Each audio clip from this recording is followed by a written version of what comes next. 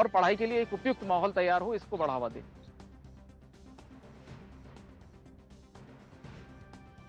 नहीं होंगे, supreme court का ये कहना, बाकायदा एक समिति बनाई जाएगी और उसके बाद जो 2012 के प्रभावी हम कह सकते हैं जो नियम हैं उनको अभी जाहिर तौर पर लागू माना जाएगा। बहुत बहुत शुक्रिया विकास आपका हमारे साथ जुड़ने के लिए।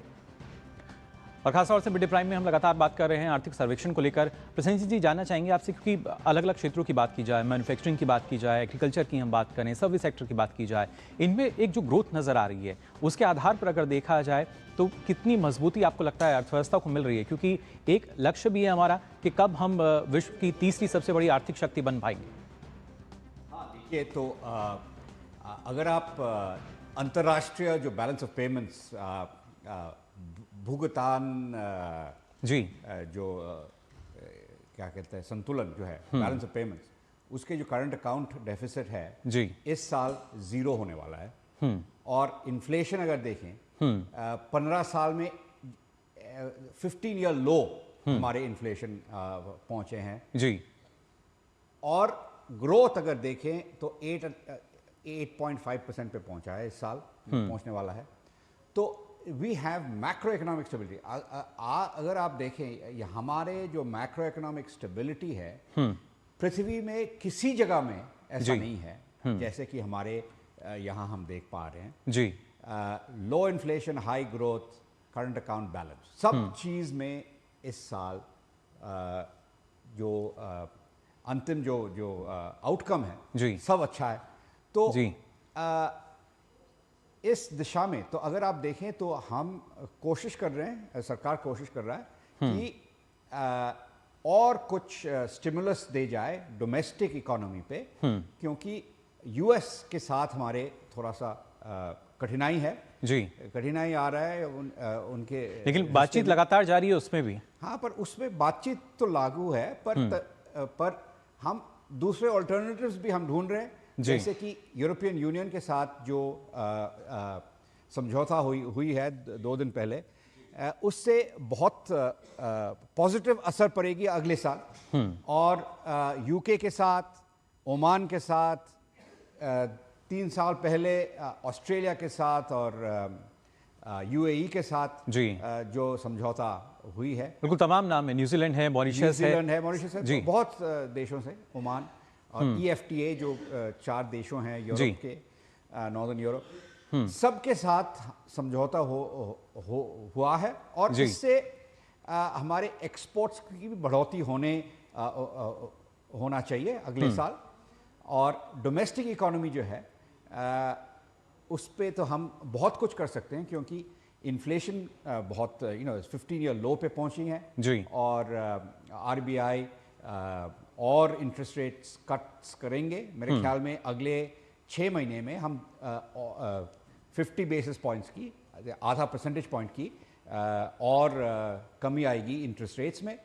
और GST रिफॉर्म्स के भी जो पॉजिटिव असर है वो भी अगले 6-7 महीने में हम देखते रहेंगे जी। तो हमारी जो हालत है, अर्थनैतिक स्थिति जो है वो बहुत ही अच्छे हैं। मेरे ख्याल में जो ये गवर्नमेंट की जो इकोनॉमिक सर्वे आज निकली है जी, वो बहुत ही कंजर्वेटिव तरह से फोरकास्ट कर रहे हैं कि इस साल सिर्फ 7.4% की जी ग्रोथ जो है वृद्धि होगी। मेरे ख्याल में इससे बहुत ज़्यादा, ये 1% कम है। मेरे ख्याल में 8.4 या 8.5% की बढ़ोतरी होने की आवश्यकता है इस साल। और अगले साल भी ऐसे ही 8% के करीब होगी।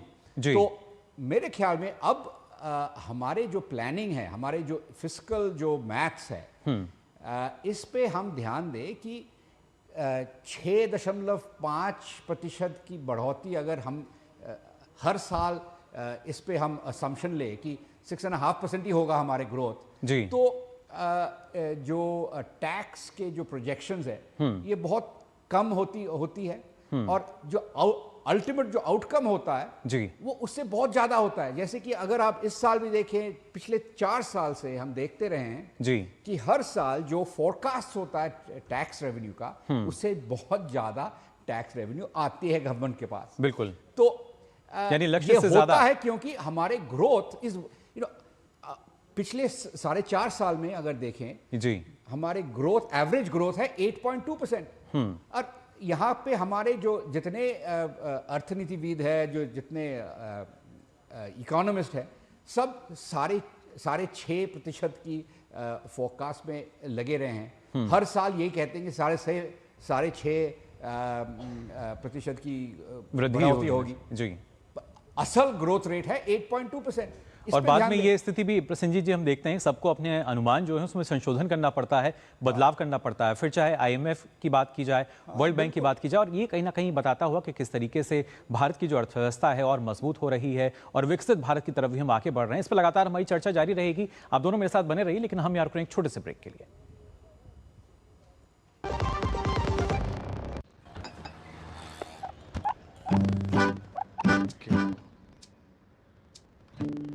मेरा बेटा ईशान डॉक्टर बनेगा, डॉक्टर। मेरा ईशान तो साइंटिस्ट बनेगा। अब ये ईशान क्या बनेगा? ईशान कुछ भी बने, उसके साथ हमेशा है LIC की अमृत बाल चिल्ड्रन पॉलिसी। बड़े सपनों का रखे ख्याल। टिंग टिंग, अम्मा मैसेज। मैं आपके मौसा के चाचा का नाती का पोता, शादी का कार्ड मैसेज में भेजा है, डाउनलोड करिए और आशीर्वाद दीजिए। मैं तो आपको जानती भी नहीं, फिर भी शादी का कार्ड खोलूं? मैं मूर्ख नहीं हूँ। क्या बात है अम्मा। UPI कहता है अगर कोई अनजान नंबर से फाइल या लिंक भेजे तो क्लिक मत करो और कहो मैं मूर्ख नहीं।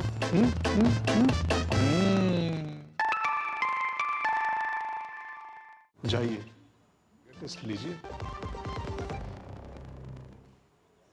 तो ब्रेक के बाद आप सभी का एक बार फिर स्वागत। लगातार हम बात कर रहे हैं आर्थिक सर्वेक्षण को लेकर, और खासतौर से शैलेंद्र आपसे भी मैं जानना चाहूँगा, क्योंकि ना सिर्फ जो भारत की साझेदारी हो रही हैं दूसरे देशों के साथ, यूरोपियन यूनियन के साथ, उनका असर, लेकिन जो सरकार की नीतियाँ रही हैं, ये आर्थिक सर्वेक्षण इस बात की भी बानगी हम कह सकते हैं हमें नज़र आ रही है कि जो नीतियाँ हैं वो कितनी कारगर रही हैं, कितनी असरदार रही हैं। देखिए, एक उदाहरण बताना चाहूँगा। आर्थिक सर्वेक्षण ये कहता है कि DBT जो लागू हुआ, यानी सब्सिडी जो दी गई DBT के माध्यम से, उससे जो लीकेज रुकी 3.48 लाख करोड़ की जो लीकेज है वो रोकने में सफलता हासिल हुई है। तो इसका फायदा किस तरह से आम लोगों को, लाभार्थियों को हुआ है, ये हम सब जानते हैं। और जब इस तरह लीकेज रुकती है तो इसका ज़्यादा से ज़्यादा फायदा होता है और हम जो सब्सिडी का जो खर्च है उसको घटाने में कामयाब हो पाते हैं। और यही वजह है कि दुनिया में जब फर्टिलाइजर की कीमतें बढ़ी थी, और हम जानते हैं कि फर्टिलाइजर को हम आयात कर रहे हैं जी, और लेकिन भारत में हमारे किसानों को सरकार ने बढ़ी हुई कीमतों का बोझ नहीं डाला, तो सरकार ने उसको वहन किया। ऐसा इसलिए हो पाया क्योंकि हमारी अर्थव्यवस्था मजबूत है, हम तेजी से विकास कर रहे हैं, हमारे पास राजस्व एक तरह से ठीक तरीके से आ रहा है, उसमें टैक्स बेस बढ़ रहा है। देखिए, जब ये आर्थिक सर्वेक्षण बताता है कि महंगाई में हम काबू की स्थिति में है, यानी कि जो एक स्तर होता है उससे वो नीचे है, तो इसका मतलब ये है कि RBI भविष्य में ब्याज दरों में और कमी कर सकता है। क्योंकि RBI हमेशा ये देखता है कि ब्याज दरों में कमी वो तब करता है जब महंगाई का स्तर नीचे हो, यानी महंगाई बढ़ने की संभावना और एक वेल लिमिट से ऊपर न हो। तो हम भविष्य में देखेंगे कि कर्ज और सस्ते हो सकते हैं, तो इसका फायदा अर्थव्यवस्था को होगा। तमाम सेक्टर्स को जो कर्ज लेकर अपने ग्रोथ को आगे बढ़ाना चाहते हैं उनको होगा, और बाकी अगर आप देखें तो घर कर्ज लेने वालों को, ऑटो कर्ज लेने वालों को इसका फायदा होगा, और इसका फायदा उद्योग जगत को होगा। तो ये पूरी साइकिल आगे और तेज हो सकती है अगर RBI अपने कर्ज में दरों में और कटौती करता है। हमने हाल 6 महीने में देखा है कि काफी कटौती की है, यानी आने वाले समय में उसकी संभावना और है, तो विकास दर उससे और तेज होगी। हम विकास की बात हमने कर ली, महंगाई कंट्रोल में इसकी बात कर ली, बिल्कुल। जो सरकार ने रिफॉर्म्स किए हैं उससे जो सकारात्मक असर पड़ रहा है इसकी बात कर ली। चुनौतियां क्या क्या है? आर्थिक सर्वेक्षण स्पष्ट तौर पर कहता है कि वैश्विक अनिश्चितताएं जो हैं, और जो अमेरिका ने टैरिफ और इस सब का जो मुद्दा आया, इससे चुनौतियां आई हैं, लेकिन ये मैनेजेबल है। यानी इसको मैनेज किया जा सकता है, इसका प्रबंधन किया जा सकता है। भारतीय अर्थव्यवस्था इतनी मजबूत है। और जो विभिन्न देशों के साथ हमारी और बातचीत चल रही है, हम जानते हैं कि अभी 48 घंटे भी नहीं हुए जब इतनी बड़ी डील भारत ने की है यूरोपियन यूनियन के साथ 27 देशों के साथ। प्रधानमंत्री नरेंद्र मोदी ने आज मीडिया को संबोधित करते हुए उसका जिक्र किया। हमारी अमेरिका से भी बातचीत आगे अगर बढ़ेगी और कुछ देशों के साथ FTA होगा तो हम देखेंगे कि इसका और बेहतर तरीके से हम प्रबंधन कर पाएंगे। तो निश्चित तौर पर वैश्विक स्तर पर जो बाजार भारत के लिए खुल रहे हैं या फिर वहां भारत की स्थिति बेहतर हो रही है, इसका असर अगले आने वाले 1-2 वर्षों में दिखेगा। तो जो प्रोजेक्शन है हम इससे आगे जा सकते हैं। तीसरी बात यह है कि इन सब का फायदा समाज के व्यक्ति को मिलना चाहिए, खासतौर पर जो पिछड़े हैं, जो आर्थिक तौर पर पीछे छूट गए हैं। तो यह आर्थिक सर्वेक्षण बताता है कि जो रिफॉर्म्स किए गए, जो लेबर कोड लगाए गए या सरकार ने जो तमाम रिफॉर्म्स किए, उसकी वजह से उनको फायदा हो रहा है। गरीबी के नीचे रहने वालों की संख्या घटी है बीते 1 दशकों में, और पिछले 1 वर्षों के भी संकेतक अच्छे हैं। तो आगे जो तमाम रिफॉर्म्स होने की संभावना है, और अब तक जो रिफॉर्म्स किए गए हैं उससे न केवल अर्थव्यवस्था तेजी से आगे बढ़ रही है, न हम केवल महंगाई सरकार एक तरह से या RBI उस पर नजर रखता है, काबू में है, बल्कि हम संस्थागत तरीके से जो हमारी चुनौतियां थी, मैन्युफैक्चरिंग सेक्टर की जो चुनौती थी, यानी बेहतर स्थिति वो नजर आती है हमें, उन चुनौतियों को पार पाने में कामयाब हो रहे हैं। चलिए, बिल्कुल एक बेहतर स्थिति जाहिर तौर पर देख सकते हैं। खासतौर से प्रसेनजीत जी, क्योंकि अगर जब हम कह रहे हैं कि तमाम कारक जो हैं वो अनुकूल चल रहे हैं, यानी फेवर में नज़र आते हैं, महंगाई जो है वो नियंत्रण में है, लेकिन इसके साथ साथ अगर देखा जाए, क्योंकि जिस तरीके से अलग अलग देशों के साथ साझेदारी भी हमने देखी है, महत्वपूर्ण साझेदारी, ऐसे में फिस्कल डेफिसिट की अगर बात की जाए, क्या उसकी स्थिति वो इस बार नज़र आएगी हमें? मेरे ख्याल में इस साल के जो टारगेट थे वो 4.4% की GDP की प्रोपोर्शन में वो